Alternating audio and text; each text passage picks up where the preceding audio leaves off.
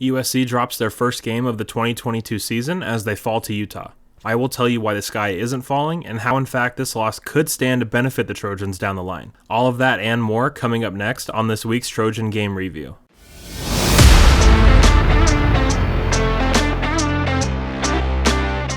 Hey guys, welcome into this week's game review. Well, it happened.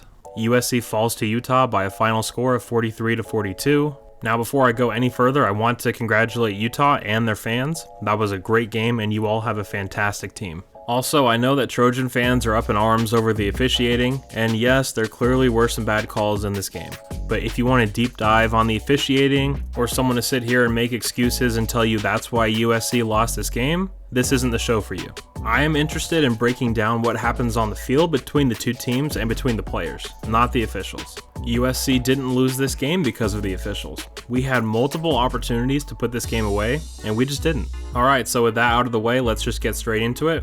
Now we usually start with the offense, but today we're going to start with the defense. This was USC's worst defensive performance of the season. Plain and simple, cut and dry.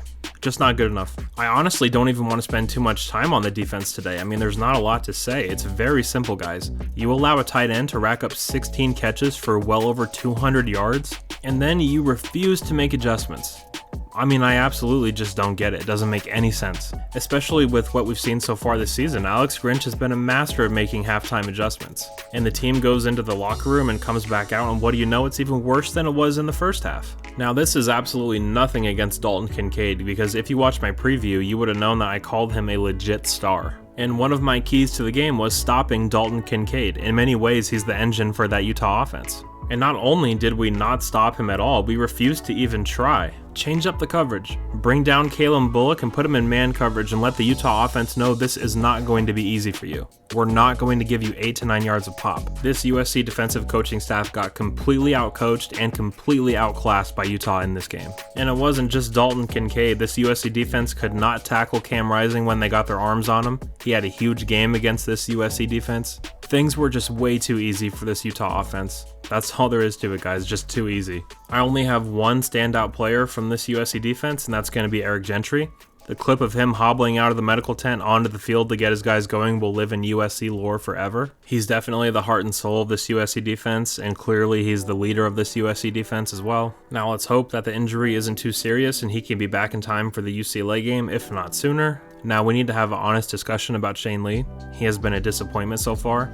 He got driven back by Cam Rising, bullied by him really. He's a liability in pass coverage, an average tackler at best, and he's not that good in the run game. At this point, I just don't necessarily know what he does well.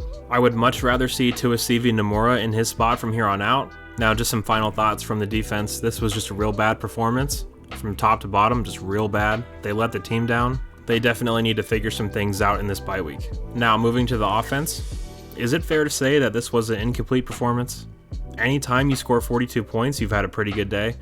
But there were too many stalled out drives, particularly in that second half. And even in the first half, the offense had a chance to really put this game out of reach when the defense was getting stops early on in this game, but they didn't. I thought we got away from the run game a bit as well. Travis Dye only got 11 carries, but on those 11 carries, he was averaging about 7 yards a pop. The outside runs in particular seemed to really be working as well.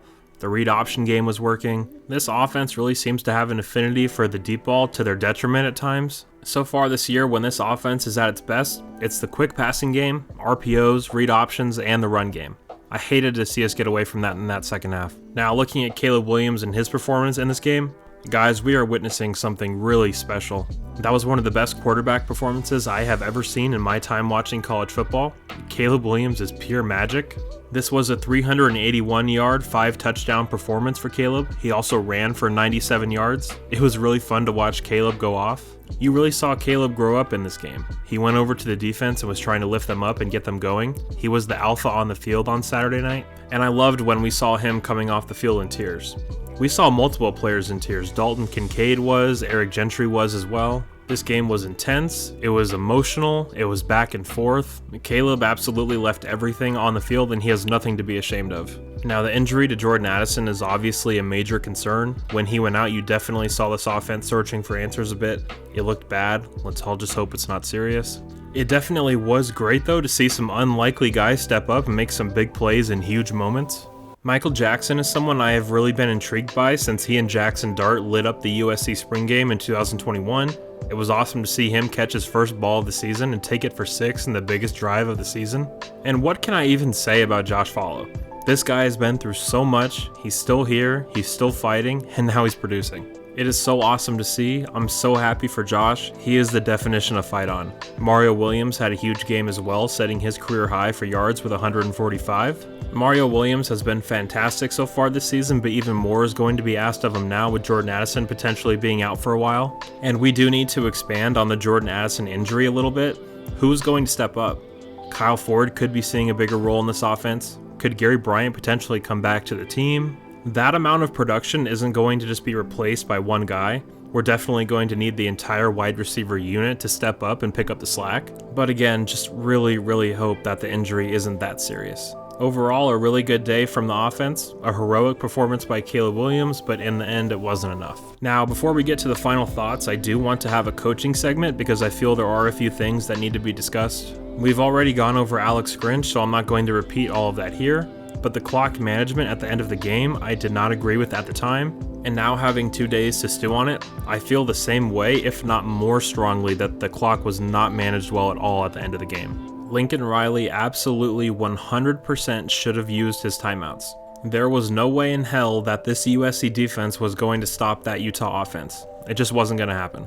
If the USC offense had more time, is there any doubt in any of your minds that USC would have went down and scored? Because I have zero doubt. I'm all for believing in your guys and believing that the defense is going to get a stop, but common sense has to prevail. That was not going to happen the way the defense was playing. No chance. Another thing that I would like to talk about is the special teams.